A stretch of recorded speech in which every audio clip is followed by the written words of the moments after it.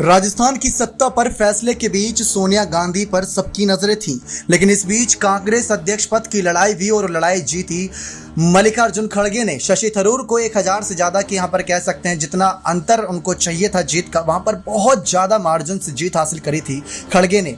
लेकिन कई लोग ये कहते आज भी नजर आ रहे हैं कि भले मल्लिकार्जुन खड़गे अध्यक्ष बन गए हैं, लेकिन सोनिया और राहुल के नेतृत्व से ही कहीं ना कहीं कांग्रेस पार्टी चल रही है। इस बीच की बड़ी जानकारी सामने आई कि बीते मंगलवार को कांग्रेस की पूर्व राष्ट्रीय अध्यक्ष सोनिया गांधी शिमला पहुंच गई। वह सड़क मार्ग से होते हुए शिमला पहुंची। सोनिया गांधी शिमला के छाराबड़ा में प्रियंका के घर पर रुकी। जी हां, इस बार कांग्रेस पार्टी को हिमाचल चुनाव में बहुत ज्यादा उम्मीदें हैं, लेकिन इसके पीछे की एक और वजह है। दरअसल बता दें कि सोनिया गांधी कुछ समय से अस्वस्थ चल रही हैं और अब स्वास्थ्य लाभ ले रही हैं। दिल्ली में इन दिनों एयर क्वालिटी इंडेक्स यानी AQI भी काफी गड़बड़ा गया है। वहीं शिमला में खासकर छाराबड़ा का AQI काफी अच्छा है। इसी वजह से कहीं ना कहीं वो प्रियंका के घर जाकर ठहरी है। 3 दिन करीब यहाँ पर ठहरी भी है, ये जानकारी सामने आई। 4 नवंबर को प्रियंका गांधी की कांगड़ा में रैली प्रस्तावित है, लिहाजा तब तक प्रियंका और सोनिया गांधी दोनों छाराबड़ा में ही रुकेंगी। लेकिन इस बीच की जानकारी सामने आई कि लगातार सोनिया गांधी भी अब एक्टिव हो चुकी हैं, क्योंकि हिमाचल चुनाव में अमित शाह ने खुली चुनौती जो दी है। उन्होंने साफ कहा कि मां बेटे के अलावा यानी कि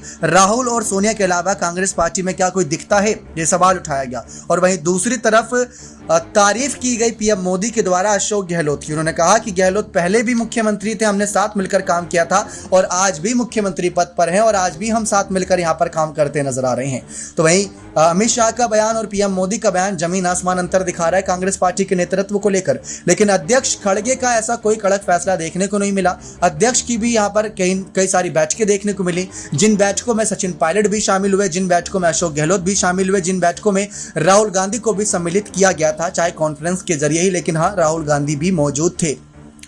लेकिन ऐसे में सवाल ये उठ रहा है कि सोनिया गांधी की बैठक लगातार क्यों चर्चाओं में है। सोनिया गांधी की बैठक जब 29 सितंबर को हुई थी, पायलट से अलग, गहलोत से अलग, उसके कई राजनीतिक मायने निकाले गए। फिर प्रियंका गांधी भी यहाँ पर सोनिया गांधी से मुलाकात करने पहुंची थी, लेकिन सोनिया गांधी की कहीं ना कहीं बैठकों में साफ कहा जा रहा है कि खड़गे से अलग होकर यहाँ पर पार्टी की जीत को लेकर कुछ रोड मैप तैयार किए जा रहे हैं, क्योंकि पायलट ने साफ कह रखा है कि जो यहाँ पर यानी कि भारतीय जनता पार्टी के बड़े नेता, उनको बड़ा झटका देगी इस बार कांग्रेस पार्टी। और पीएम मोदी अपनी कैबिनेट उतारती नजर आ रही है। इससे साफ पता लग रहा है कि डरी हुई है इस समय कांग्रेस पार्टी से भारतीय जनता पार्टी हिमाचल चुनाव में।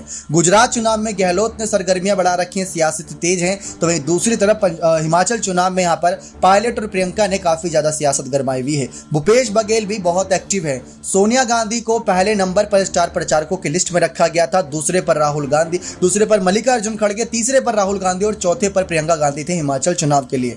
इसी वजह से सोनिया गांधी के फैसले पर सबकी नजरें हैं। लेकिन इस बार कांग्रेस पार्टी की रणनीति यह बनाई गई है कि राहुल, सोनिया और प्रियंका को कहीं ना कहीं चुनावों से दूर रखकर कांग्रेस पार्टी के बड़े युवा चेहरों पर दांव लगाया जाएगा, ताकि कांग्रेस पार्टी अपने आप को आजमा सके कि कितना उनमें दम है। तो इन दोनों ही बड़े चुनावों को लेकर यहां पर सियासत गरमाई भी है। लेकिन पार्टी अध्यक्ष को कई फैसले राजस्थान की सत्ता पर भी लेने हैं जो पेंडिंग है, जिसमें 3 विधायकों को कारण बताओ नोटिस दिया गया था।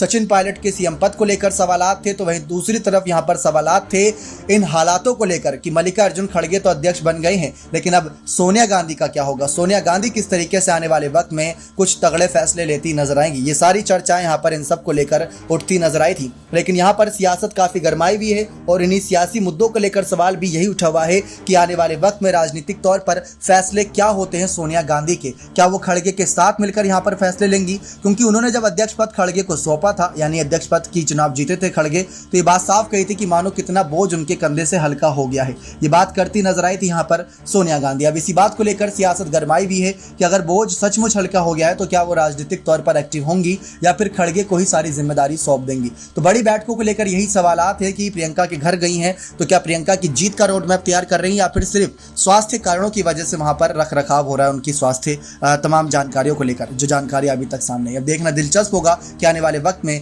सोनिया गांधी से जुड़े और क्या फैसले होते हैं मल्लिकार्जुन खड़गे के और किस तरीके से मल्लिकार्जुन खड़गे यहाँ पर एक्टिव होते हैं। कुल मिलाकर देखा जाए सोनिया गांधी की जरूरत है मल्लिकार्जुन खड़गे को, लेकिन सोनिया गांधी जमीनी स्तर पर नजर नहीं आ रही है। सोनिया गांधी एक्टिव नहीं है, वो रैलियां नहीं कर रही हैं, बल्कि सबसे बड़ा चेहरा कांग्रेस पार्टी का सोनिया गांधी को ही बताया जाता है, क्योंकि सबसे बड़ी स्टार प्रचारक है। तो एक तरीके से क्या चुनाव के वक्त में सोनिया ने खड़गे को बड़ा धोखा दिया है। लेकिन राहुल की भारत जोड़ो यात्रा का फायदा मिल रहा है, क्योंकि लोग अब कांग्रेस पार्टी के गांधी परिवार को सुनते नजर आ रहे हैं, यानी गांधी परिवार को सुनते नजर आ रहे हैं, कांग्रेस पार्टी के नेताओं को सुनते नजर आ रहे हैं। अब देखना दिलचस्प होगा कि किस तरीके से आने वाले वक्त में कई सारे फैसले पार्टी के अंदरूनी तौर पर रहते हैं। बने रहे चैनल के साथ। ऐसी और तमाम जानकारियों के लिए बहुत बहुत धन्यवाद।